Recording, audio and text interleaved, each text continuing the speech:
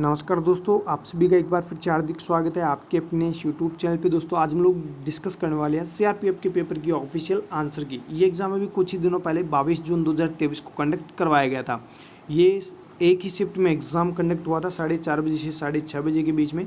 इस पेपर में total 100 question पूछे गए थे, जिनमें से 50 क्वेश्चंस नॉन नर्सिंग के पूछे गए हैं और 50 क्वेश्चंस आपको नर्सिंग के पूछे गए हैं। तो जो नर्सिंग के क्वेश्चंस पूछे गए थे वहीं आज इस सेशन में हम पढ़ने वाले हैं। बाकी जो नॉन नर्सिंग के 50 क्वेश्चंस है वो मैं आपको स्क्रॉल डाउन करके सारे के सारे क्वेश्चंस दिखा देता हूँ। हो सकता है यहाँ से फिर से रिपीट हो जाए आपकी आने वाली एग्ज़ाम में, तो आप थोड़ा सा ये नॉन नर्सिंग वाला पोर्शन भी ज़रूर देखिएगा। और आप सभी से एक छोटी सी रिक्वेस्ट रहेगी, अगर आप हमारे चैनल पर पहली बार आ रहे हैं तो आप चैनल को सब्सक्राइब करके बेल आइकन बटन को प्रेस जरूर कर लेना, ताकि आपको हर एक अपडेट जल्दी से जल्दी मिलते रहे। और वीडियो को लाइक करके अपने दोस्तों को ज़्यादा से ज़्यादा शेयर भी ज़रूर कर देना।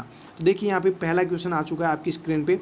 ये जनरल इंटेलिजेंस एंड रीजनिंग का क्वेश्चन है और आपको यहाँ पे कुछ इस प्रकार की पिक्चर दिखाई गई थी और आपको पूछा गया था यहाँ पे क्वेश्चन मार्क वाली में कौन सी पिक्चर आएगी। तो यहाँ पे जो है ऑप्शन फर्स्ट जो है वो आपका राइट आंसर हो जाएगा। इस पिक्चर को आप अच्छे से देख लीजिए, स्क्रीनशॉट भी आप ले सकते हैं। नेक्स्ट क्वेश्चन देखिए यहाँ पे रीजनिंग का है। बोर्ड को इस प्रकार से लिखा जाता है तो ब्लैक को किस वर्ड में लिखा जाएगा, इस प्रकार से बिल्कुल सिंपल सा क्वेश्चन पूछा गया है। तो देखिए बोर्ड का जो अपोजिट है वो इस प्रकार से है, बी का हो गया वाई, तो यहाँ पर ब्लैक है तो बी का क्या हो गया वाई। यहाँ पे एल का अपोजिट हो गया ओ, तो यहाँ पे वाई ओ। तो यहाँ पे देखिए अब समस्या आती है कि यहाँ पे दो वर्ड जो है वाई ओ यहाँ पर भी मिल रहे हैं और यहाँ पर भी मिल रहे हैं। कोई बात नहीं, एक वर्ड और देख लीजिए। यहाँ पे ए का अपोजिट क्या है, जेड है, ए का अपोजिट जेड, तो यहाँ पे सिर्फ एक ही ऑप्शन में है जेड, बाकी ऑप्शन में है नहीं, तो डायरेक्टली आपका आंसर ऑप्शन फर्स्ट हो जाएगा। नेक्स्ट यहाँ पर फिर से पिक्चर का क्वेश्चन है। इस क्वेश्चन को आप अच्छे से देख लीजिएगा, पढ़ लीजिएगा, और यहाँ पे जो आंसर होगा वो ऑप्शन डी होगा। यहाँ पे ये पिक्चर आप देख लीजिए। नेक्स्ट क्वेश्चन देखिए, यहाँ पे डिवाइडेशन को इनटू में बदल दिया जाए और 10 को 8 में बदल दिया जाए तो कौन सा जो है समीकरण संतुलित होगा। तो यहाँ पे देखिए जो ऑप्शन फर्स्ट हो आपका राइट आंसर हो जाएगा। नेक्स्ट क्वेश्चन, एजुकेटर को इस प्रकार से लिखा जाता है तो लेक्चरर को किस प्रकार से लिखा जाएगा। सेम एज इट इज़ वहीं जैसा मैंने आपको पिछला क्वेश्चन बताया है। ऑप्शन सी जो है वो आपका राइट आंसर हो जाएगा।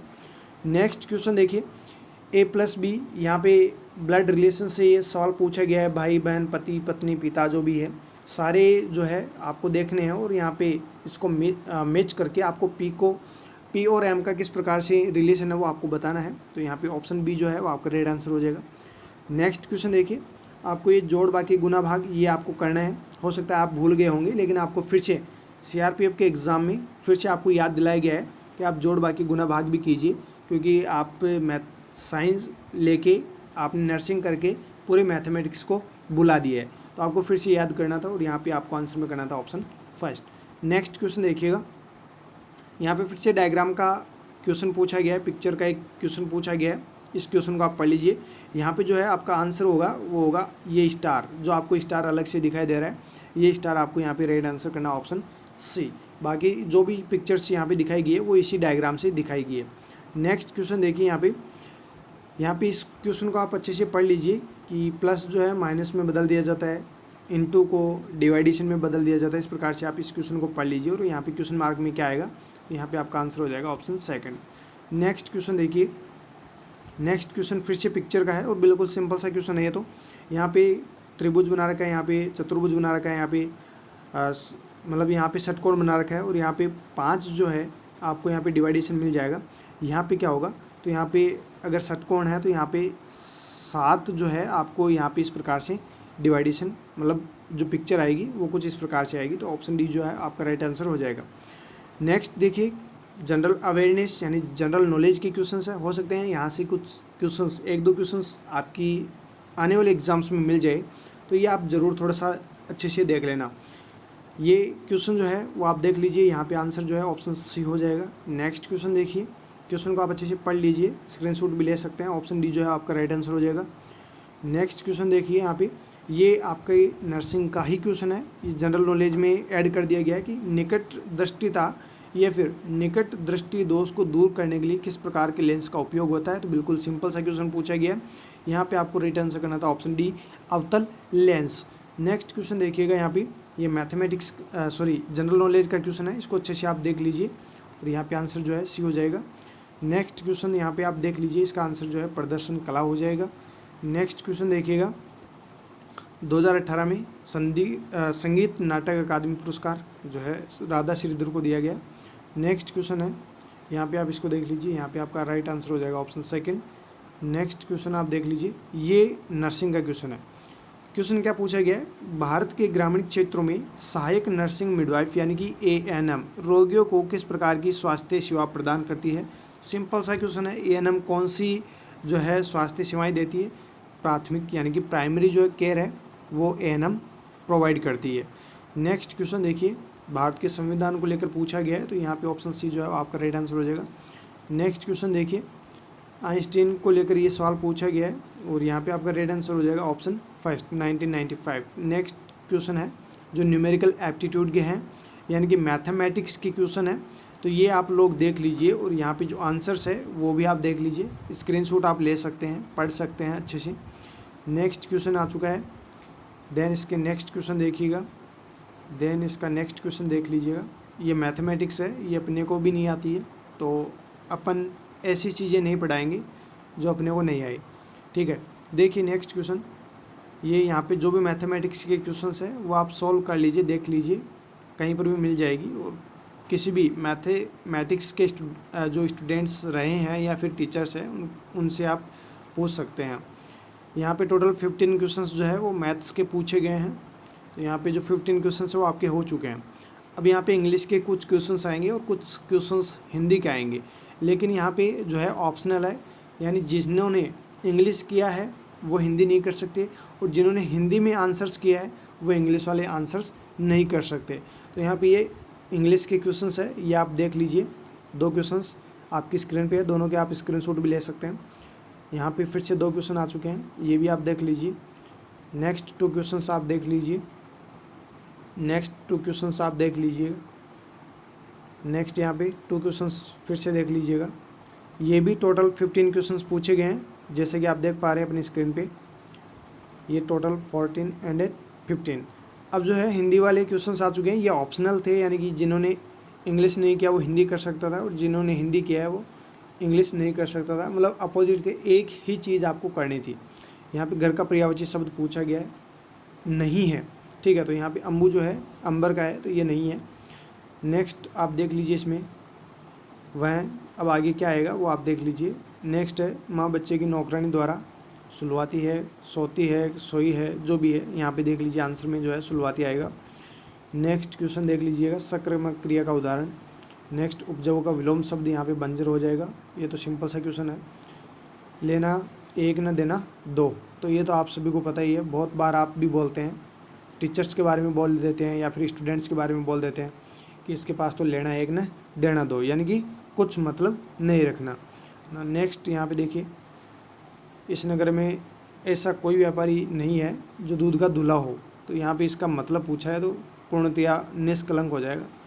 जीतने की इच्छा का यहाँ पे एक वर्ड बताना था, वो जिज्ञासा बताना था आपको। गर्दन पर सवार होने का मुहावरे का अर्थ है पीछा न छोड़ना। यहाँ पे बच्चिया का ताऊ मुहावरे का अर्थ पूछा गया है, तो बच्चिया का ताऊ का मतलब हो गया मूर्ख। नेक्स्ट यहाँ पे अव्यय शब्द आपको चुनना था, यहाँ पे आक्रमण करने वाले को क्या कहते हैं ये आपको एक शब्द में बताना था। नेक्स्ट यहाँ पे इसका मतलब बताना था, एक लोकाक्ति या कहावत दे रखी है, बावले गांव में ऊँट आया, किसी ने देखा किसी ने नहीं देखा, तो इसका मतलब हो गया नई विचित्र वस्तु का प्रदर्शन होने पर सब लोग उसकी कदर नहीं करते। आदान का विलोम शब्द प्रदान हो गया, बिल्कुल सिंपल से विलोम शब्द दोनों पूछे गए हैं। Next and last question Hindi का वो है, वह घर घर घूमता है, इस वाक्य में कौन सा कारक है, तो अधिकरण जो है वो आपको राइट आंसर करना है। तो ये अपने नॉन नर्सिंग वाला पोर्शन जो है कंप्लीट हो चुका है। अब अपन लोग नर्सिंग के जो भी क्वेश्चंस पूछे गए वो यहाँ पे समझने वाले हैं। देखिए यहाँ पे डेस्क करके पूछा गया कि is a type of schizophrenia in which the clinical picture is dominated by excessive motor activity and extreme negativism. तो यहाँ पे आपको राइट आंसर क्या करना था, कैटाटोनिक टाइप, यानी कि जो कैटाटोनिक टाइप के स्किज़ोफ्रेनिया है उसके अंदर जो भी पर्सन्स होते हैं या फिर इस बीमारी से जो पेशेंट्स सफ़र कर रहे होते हैं उनमें एक्सेसिव मोटर एक्टिविटीज़ होती है, एक्सट्रीम नेगेटिविज्म होती है किसी पिक्चर को देखने के बाद में। तो यहाँ पे जो आपका ऑप्शन फर्स्ट जो है वो राइट आंसर हो जाएगा। नेक्स्ट क्वेश्चन देखिए, excessive day time somnolence is called. बिल्कुल सिंपल सा क्वेश्चन पूछा गया कि दिन में अगर सोमनोलेंस बहुत ज़्यादा रहता है तो इस टाइम को क्या बोलते हैं। सिंपल सा आपको राइट आंसर करना था नार्कोलेप्सी। नेक्स्ट क्वेश्चन देखिएगा, doses are tapered when discontinuing dash medication to avoid adrenal insufficiency. कौन सी वो ड्रग्स है जो एड्रेनल इनसफिशिएंसी में अवॉइड की जाती है, मतलब एड्रेनल इनसफिशिएंसी किसी पर्सन को हो रखी है तो वो कौन सी ड्रग्स होगी जिनको डिसकंटिन्यू करना है यानी स्टॉप कर देना है। यहाँ पे आपका राइट आंसर हो जाएगा ग्लूकोकॉर्टिकॉइड यानी कि लॉन्ग टर्म कॉर्टिकोस्टेरॉइड थेरेपी। जो भी कॉर्टिकोस्टेरॉइड थेरेपी है उसको डिसकंटिन्यू करना है। नेक्स्ट क्वेश्चन देखिएगा, यहाँ पे आपको सिंपल सा क्वेश्चन पूछा गया है कि for deliveries at home the ANM should make mandatory post natal home visit. यानी कि एक डिलीवरी जो है घर पे हुई है बच्चे की और एएनएम को क्या करना है, विजिट करना है, पोस्ट नेटल विजिट जो है होम विजिट करना है। कब कब करेगी, बिल्कुल सिंपल सा क्वेश्चन पूछा गया है।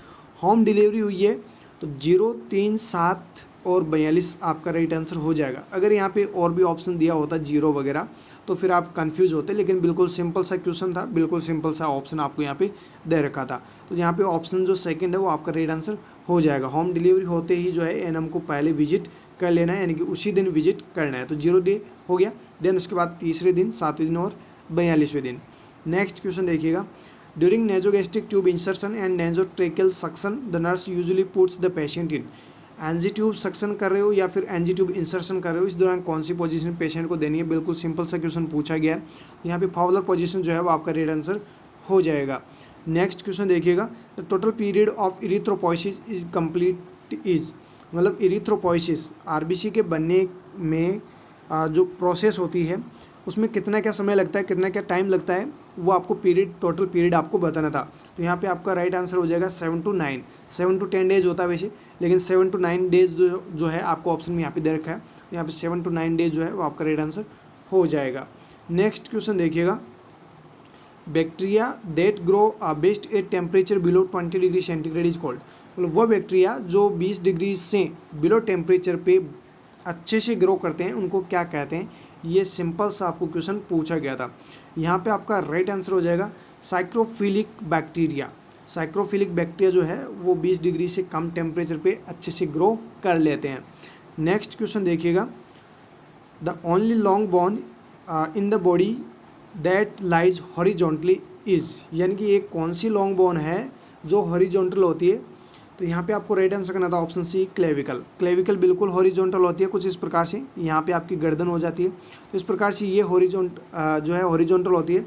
बाकी जो फीमर, ह्यूमरस, रेडियस ये बिल्कुल स्ट्रेट होती है, सीधी होती है। नेक्स्ट क्वेश्चन देखिए, the succus entericus is the secretion of. Succus entericus कहाँ से सिक्रीट होता है, ये सिंपल सा क्वेश्चन पूछा गया है, इंटेस्टाइन आपको राइट आंसर करना है। नेक्स्ट क्वेश्चन देखिएगा, if an individual always has a preoccupation with fear of having or developing a serious physical illness then the condition is called। यहाँ पे क्वेश्चन में पूछा गया है, आपने देखा भी होगा, वैसे मैं आपको सिंपल से वर्ड में बता देता हूँ कि जैसे आपको कोचिंग नहीं जाना है या फिर कॉलेज आपको नहीं जाना है या फिर स्कूल आपको नहीं जाना है तो आप एक बहाना बनाते हैं, और वो बहाना बनाते हैं मेरे सर दर्द हो रहा है, मेरे पेट दर्द हो रहा है, ऐसा आप बहाना बनाते हैं। हालांकि आपके हो कुछ भी नहीं रहा है, लेकिन आप ऐसा बहाना बनाते हैं, और ऐसा बहाना बनाते बनाते कुछ देर बाद, हो सकता है 15 से 20 मिनट बाद आपका सर दर्द होने लग जाए, आपको पेट दर्द होने लग जाए, ऐसा आपको फील होता है। जब आप ऐसी बात करते हैं घर वालों के सामने कि मेरे सर दर्द हो रहा है या फिर पेट दर्द हो रहा है, वो एक्चुअली आपको प्रॉब्लम होती नहीं है, लेकिन ऐसा आपको फिर 15 से 20 मिनट बाद ऐसा आपको फील होता है कि शायद रियल में मेरे को आज सर दर्द हो रहा है, मेरे को आज पेट दर्द हो रहा है। तो इस टर्म को क्या बोलते हैं, ये सिंपल सा आपको जो है क्वेश्चन पूछा गया है। यहाँ पे हाइपोकॉन्ड्रियासिस जो है आपको राइट आंसर कर देना है। मतलब बीमारी कुछ भी नहीं है, लेकिन मन की बीमारी आप डेवलप कर लेते हैं, वो हाइपोकॉन्ड्रियासिस कहलाती है, लेकिन वो फिर रियलिटी में अराइज होती है। ठीक है, नेक्स्ट क्वेश्चन देखिएगा, द स्टैंडर्ड टेस्ट जो है लेबोरेटरी डायग्नोसिस सिफिलिस का क्या होगा। सिंपल सा क्वेश्चन पूछा गया है, तो यहाँ पे आपका वीडीआरएल टेस्ट जो है वो राइट आंसर हो जाएगा। विडाल टेस्ट टाइफाइड के लिए करते हैं, मॉन्टेक्स टेस्ट टीबी के लिए करते हैं, यानी कि ट्यूबरकुलोसिस के लिए करते हैं। नेक्स्ट क्वेश्चन देखिएगा, the duration of cardiac cycle is when the heart rate is 75 beats per minute. बिल्कुल सिंपल सा क्वेश्चन पूछा गया है कि ड्यूरेशन जो है कार्डिक साइकिल की वो कितनी होती है, नॉर्मल। ये आप सभी को पता है 0.8 सेकंड जो है ये नॉर्मल कार्डिक साइकिल की ड्यूरेशन होती है। 72 बीट्स पर मिनट दे दे या फिर 75 बीट्स पर मिनट दे दे, कोई इस पर इफेक्ट नहीं पड़ेगा। मतलब ये नॉर्मल रेंज है, 75 कोई ज़्यादा थोड़ी है, ये भी नॉर्मल रेंज ही है। नेक्स्ट क्वेश्चन देखिएगा, all of the following are the example of preventive and primary health care services provided by nurses except. मतलब नर्सेज के द्वारा या फिर नर्स के द्वारा जो प्राइमरी हेल्थ केयर है या फिर प्रिवेंटिव केयर है, उसके सभी के सभी एग्जाम्पल से एक को छोड़कर।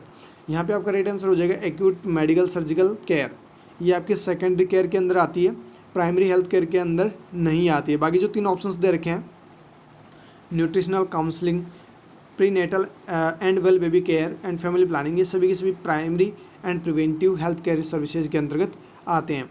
नेक्स्ट क्वेश्चन देखिएगा, बिल्कुल सिंपल सा क्वेश्चन पूछा गया, the screening test that has reduced the incidence of cervical cancer by nearly 80%।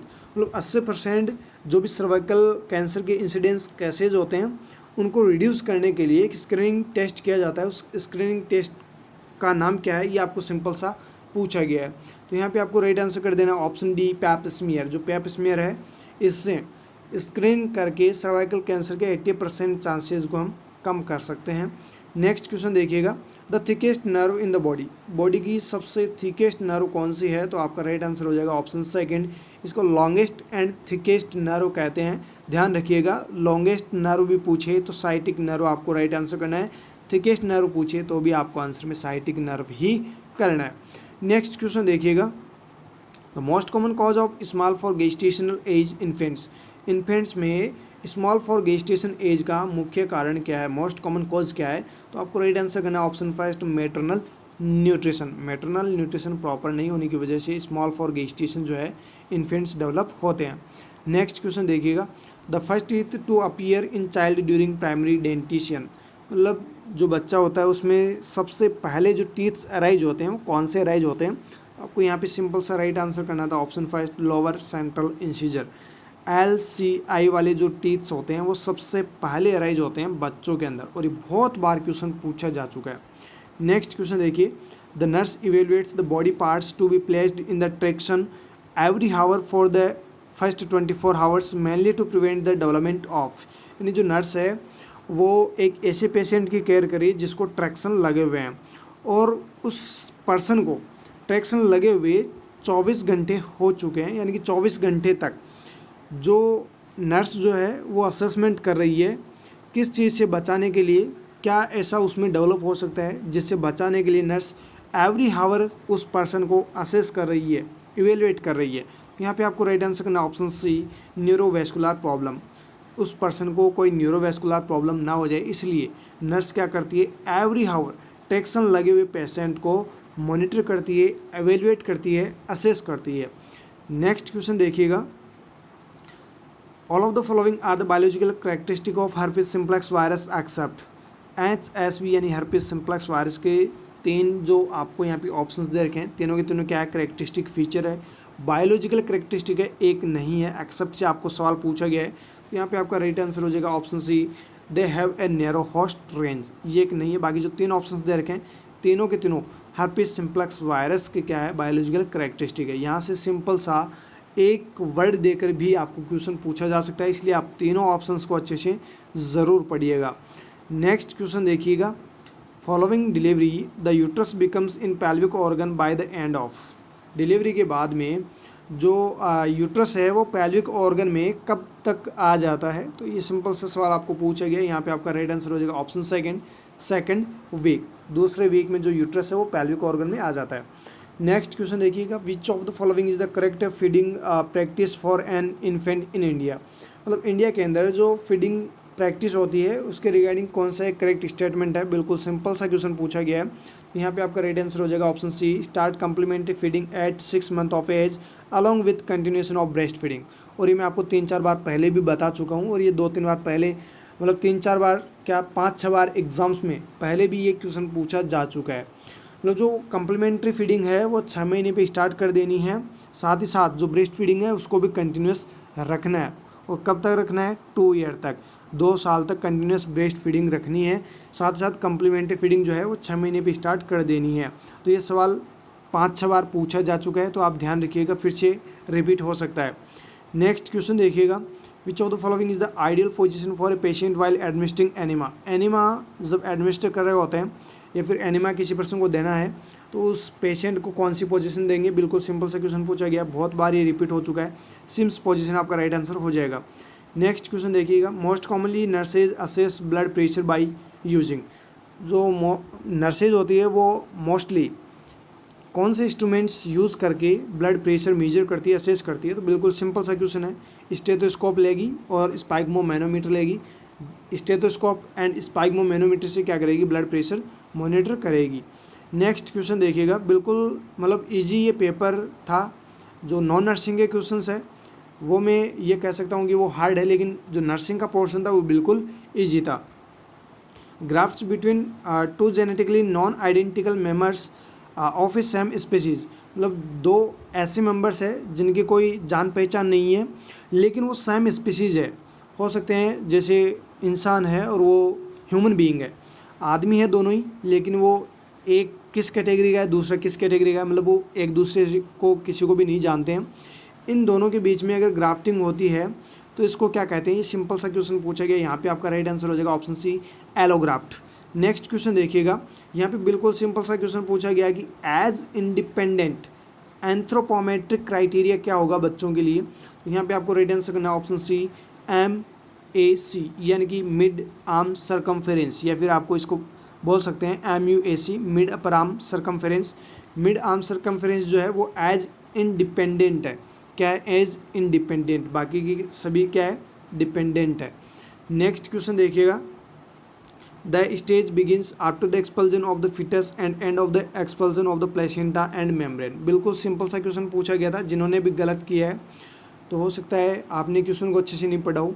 यहाँ पे एक क्वेश्चन में ये बताया गया है कि जब बच्चा है वो एक्सपेल आउट हो चुका है, मतलब डिलीवरी हो चुकी है, उसके बाद जो है प्लेसेंटा एक्सपेल आउट हो रही है एंड मेम्ब्रेन्स जो है वो एक्सपेल आउट हो रही है, तो ये कौन सी स्टेज है।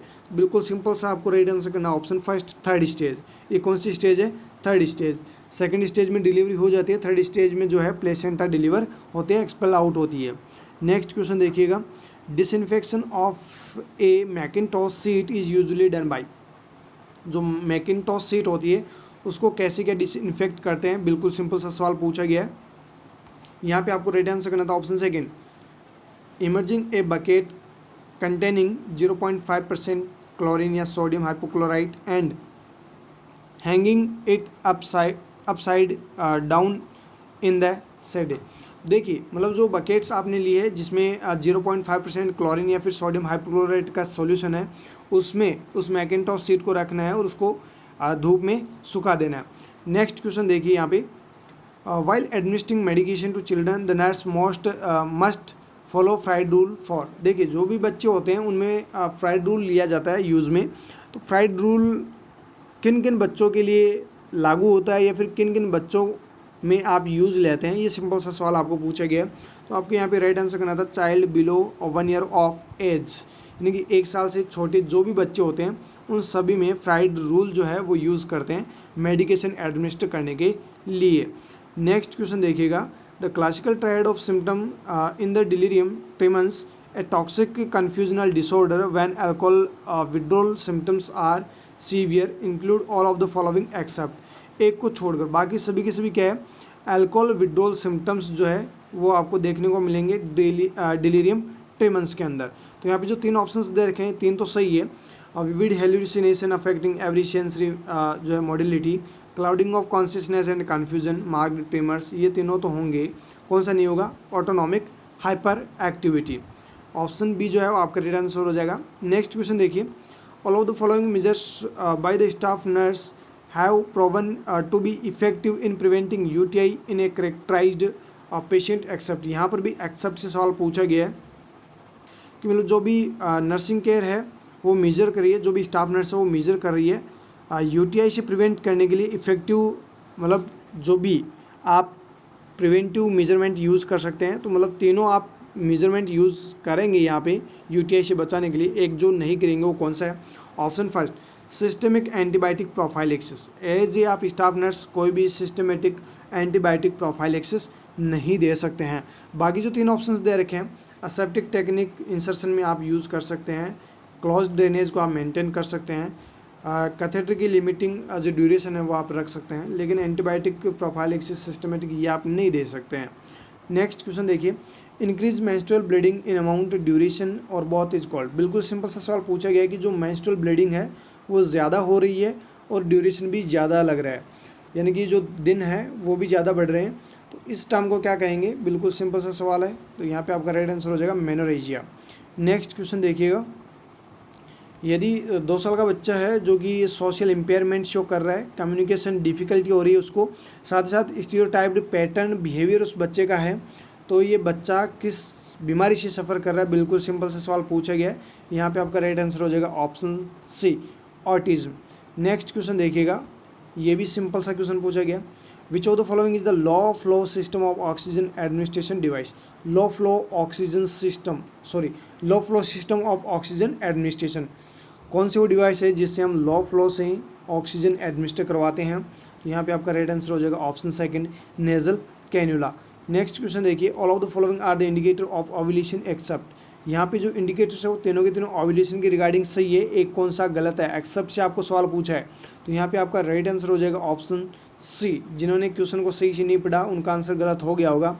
बीबीटी जो है उसमें इंक्रीज होता है, जो टेम्परेचर है यानी कि बेसल बॉडी टेम्परेचर है वो इंक्रीज होता है, ना कि डिक्रीज। ये वर्ड अगर आपने पढ़ा था तो ये आपने आंसर सही किया होगा, अदरवाइज आपने ये आंसर गलत कर दिया होगा क्योंकि आपने ऑप्शंस को सही से नहीं पढ़ा होगा। तो आप ध्यान रखिएगा, क्वेश्चंस ऑप्शंस जो है उसमें थोड़ा सा फेरबदल किया जाता है, और वो फेरबदल यही होता है कि आप क्वेश्चन के ऑप्शंस को अच्छे से नहीं पढ़ते हैं और कोई अदर ऑप्शन आप जो है चूज़ करके आ जाते हैं और आपका ऑप्शन जो है वो गलत हो जाता है, मतलब क्वेश्चन आपको आते हुए भी वो गलत हो जाता है। नेक्स्ट क्वेश्चन देखिए, as per the national immunization schedule all of the following vaccine are administered at birth except. At birth पे सभी वैक्सीन लगाई जाती है एक को छोड़कर, तो वहाँ पे आपका राइट आंसर हो जाएगा ऑप्शन सी, डीपीटी। बाकी जो 3 ऑप्शन है बीसीजी, ओपीवी, हेपेटाइटिस बी, ये एट बर्थ पे लगाई जाती है और बहुत बार ये सवाल भी पूछा जा चुका है। नेक्स्ट क्वेश्चन देखिए, ए self limiting begin viral infection of the salivary gland with systemic manifestations and complications mostly between the ages of 5 to 15 years is known as। मतलब जो भी 5 साल से 15 साल के जो भी बच्चे होते हैं उनमें मोस्टली एक इन्फेक्शन होता है जिसमें सेलारी ग्लैंड जो है वो अफेक्ट होती है, एंड सिस्टेमिक मैनिफेस्टेशंस यानी करेक्टरिस्टिक अराइज होते हैं, साथ ही साथ उसके कॉम्प्लिकेशंस भी अराइज होते हैं।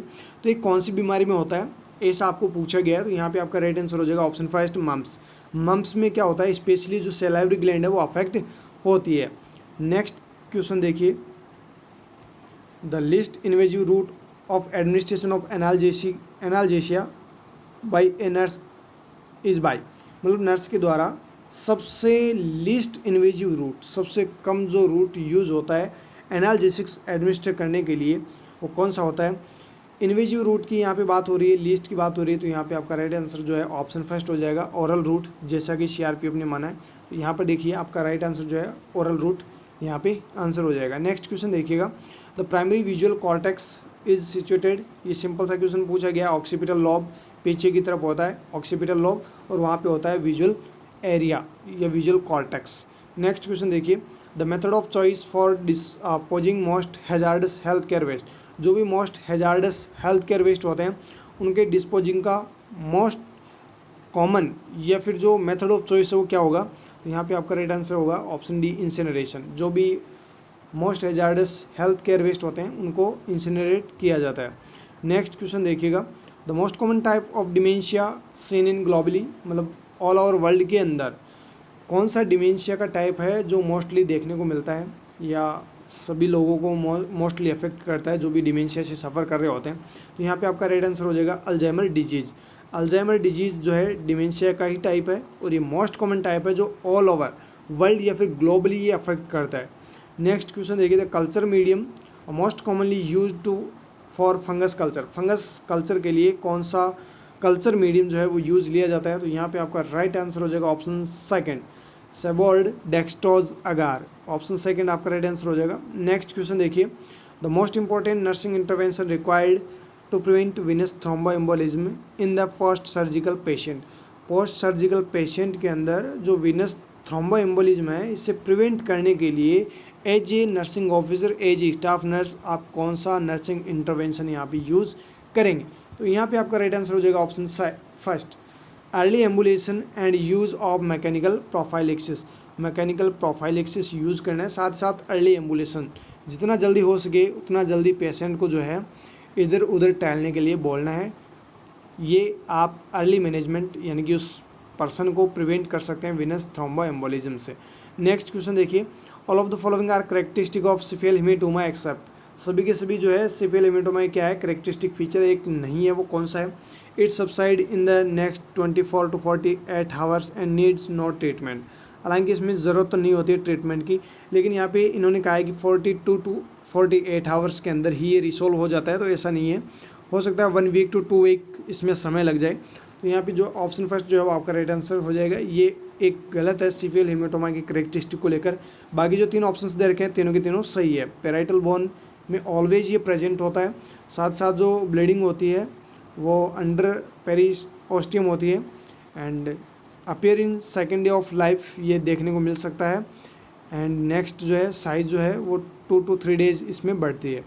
नेक्स्ट क्वेश्चन देखिए, the presence of Bitot's spot in the eye is indicator of deficiency. Vitamin A की डेफिशिएंसी से बाइटोट्स स्पॉट होते हैं, बिल्कुल सिंपल सा सवाल है। नेक्स्ट क्वेश्चन देखिएगा, dash is responsible for oncotic pressure of plasma. बहुत बार ये रिपीट हो चुका, बहुत बार ये क्वेश्चन रिपीट हो चुका है। यहाँ पे आपका राइट आंसर हो जाएगा ऑप्शन फर्स्ट, एल्ब्यूमिन। जो एल्ब्यूमिन होता है वो ऑनकोटिक प्रेशर जो होता है उसको मेंटेन करने का काम करता है। नेक्स्ट क्वेश्चन देखिए, the first thing of staff nurse should the while managing A fire accident. मतलब फायर एक्सीडेंट हुआ है तो नर्स की पहली सोच क्या रहेगी, मतलब एज ए स्टाफ नर्स आप सबसे पहले क्या करेंगे? तो आपने पढ़ा होगा रेस जो है वो आपको यहाँ पे काम में लेना है, यानी कि रेस्क्यू जो है आपको सबसे पहले करना है। Rescue the casualty from site. जिस जगह पर एक्सीडेंट हुआ है उस जगह में अगर कोई भी पर्सन है या फिर कोई भी विक्टिम है तो उसको सबसे पहले रेस्क्यू करना है, बाहर निकालना है। नेक्स्ट क्वेश्चन देखिए, विच of the following is not an advantage of oral polio vaccine OPV over injectable polio vaccine. IPV and OPV के अंदर सभी के सभी एडवांटेज है। यहाँ पे जो भी ऑप्शंस दे रखे हैं सारे के सारे एडवांटेजेज है, एक जो नहीं है वो आपको बताना है। यहाँ पे आपका राइट आंसर हो जाएगा option D, it has negligent neurovirulence and transmissibility. ये गलत है, बाकी सभी के सभी चाहिए। It acts by mucosal immunity, intestinal immunity, यानी कि ये म्यूकोजल इम्यूनिटी की तरह ही एक्ट करती है, काम करती है। ईजी टू एडमिनिस्टर, बिल्कुल ईजी होता है इनको एडमिनिस्टर करना OPV एंड IPV को। And it produce held immunity in the community. Community के अंदर ये हेल्ड इम्यूनिटी प्रोड्यूस करती है, जिनको IPV OPV लगती है वो हेल्ड इम्यूनिटी का काम करती है। नेक्स्ट क्वेश्चन देखिए, a person who is recovered from a disease and continue to harbor the pathogen in his body is known as. मतलब एक पेशेंट है जो अभी भी बीमारी से ठीक हुआ है, मतलब रिकवर हुआ है, लेकिन उसकी बॉडी में पैथोजन अभी भी प्रेजेंट है, पैथोजन अभी भी उसकी बॉडी में प्रेजेंट है। तो इस प्रकार के जो कैरियर होते हैं, इस प्रकार के जो पेशेंट्स जो कैरियर होते हैं वो क्या कहलाते हैं? ये सिंपल सा आपको सवाल पूछा गया। तो यहाँ पे आपका राइट आंसर हो जाएगा option C, convalescent carrier. Next question देखिए, सेकंड लास्ट क्वेश्चन आज की इस वीडियो का। While assessing the level of consciousness of a patient, a nurse observes spontaneous eye opening in the patient who obeys command fully and is also alert and oriented. The nurse then notes the Glasgow Coma score is। तो यहाँ पे बिल्कुल simple सा सवाल पूछा गया है कि GCS आपको बताना है, यानी ग्लासगो कोमा स्केल में कितना क्या स्कोर आएगा। और यहाँ पे जो फाइंडिंग दे रखी है वो बिल्कुल सिंपल सी दे रखी है, स्पॉन्टेनियस आई ओपनिंग हो रही है, ऑबेज कमांड है फुली, एंड साथ ही साथ वो अलर्ट एंड ओरिएंटेड है। तो यहाँ पे 15 जो है वो आपका राइट आंसर हो जाएगा। आज के इस पेपर का लास्ट क्वेश्चन, ये पेपर आज हम डिस्कस कंप्लीट करने वाले हैं, जस्ट लास्ट क्वेश्चन बचा है। देन इसके बाद में J&K का एक लेटेस्ट, अभी हो सकता है 10-15 दिन पहले वो एग्ज़ाम हो, वहीं पेपर हम नेक्स्ट सॉल्व करेंगे। उसके बाद में KPSC के पेपर्स सॉल्व करेंगे 2023 के। ये सारे के सारे जो भी 2023 के पेपर्स हैं वो आपको प्लेलिस्ट के अंदर 2023 ऑल पेपर्स के नाम से प्लेलिस्ट मिलेगी, वहाँ पे आपको मिलते रहेंगे। तो देखिए लास्ट क्वेश्चन आज की इस वीडियो का, the correct mode of therapy if a patient with severe anemia is seen in the first time beyond 36 week of pregnancy is. मतलब एक महिला आई है, प्रेग्नेंट लेडी आई है और 36 वीक की प्रेगनेंसी है, और वो जैसे ही आती है, आने के बाद में डायग्नोस जब उसका किया जाता है तो सीवियर एनीमिया उसमें पाया जाता है। तो यहाँ पे फर्स्ट एक्शन क्या रहेगा, पहला काम क्या रहेगा, यहाँ पे आपको राइट आंसर करना ऑप्शन फर्स्ट ब्लड ट्रांसफ्यूज़न। इस महिला को जो है ब्लड की सख्त ज़रूरत है, क्योंकि ये सीवियर एनीमिया से सफ़र कर रही है। 36 वीक जो है प्रेगनेंसी को हो चुके हैं, तो इसको ब्लड ट्रांसफ्यूज़न की ज़रूरत रहेगी। तो ये अपने 50 क्वेश्चंस थे जो कंप्लीट हो चुके हैं। तो ये CRPF का पेपर भी हमने आज कंप्लीट कर लिया है। आगे हम J&K का GNM का भी कुछ एक एग्ज़ाम हुआ था, तो वो पेपर भी हम जल्दी डिस्कस करेंगे। देन उसके बाद KPSC केरला PSC के जो पेपर्स है, 2 पेपर्स 2023 के अभी तक हो चुके हैं, वो दोनों पेपर्स भी हम जल्दी सॉल्व करेंगे। दोस्तों आप हमारे साथ बने रहिएगा और ज़्यादा से ज़्यादा वीडियो की लिंक को अपने दोस्तों के साथ शेयर कीजिएगा। और अगर आपने अभी तक चैनल को सब्सक्राइब नहीं किया तो चैनल को सब्सक्राइब करके बेल आइकन बटन को भी दबा दीजिएगा। फिर मिलेंगे दोस्तों नए वीडियो के साथ, तब तक आप हमारे साथ बने रहिएगा। Thank you so very much.